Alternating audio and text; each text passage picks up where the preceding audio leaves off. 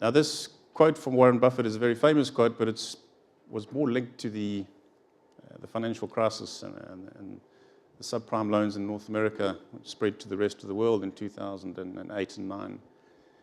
But if today you are an unintegrated producer who has very little price elasticity on the selling side, and all you're doing is waiting for the pulp price to come down to manage your margins, then to a large extent you are essentially swimming naked.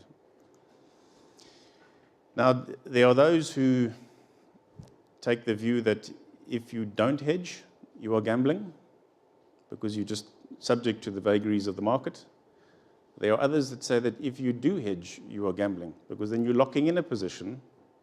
Rather ride it out with the market because then no one can point a finger at you.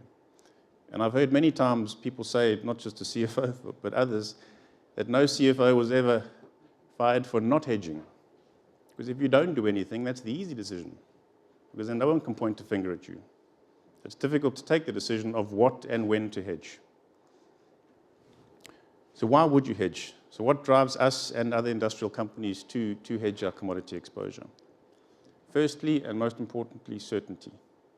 Certainty of, for us as a buyer, costs, but also for the producers on the selling side, but cash flow. EBITDA and cash flow, some of the most important metrics that drive many of our businesses in terms of the way we are measured internally, but also externally by shareholders and analysts. For particular projects that are being put in place in CapEx investments, you want to make sure you get the returns that you've promised your board and you've promised your shareholders. Protecting shareholder value. There's nothing, for those of us who speak to analysts and shareholders, we know there's nothing more they hate than volatility and uncertainty. They want a reasonable projection of where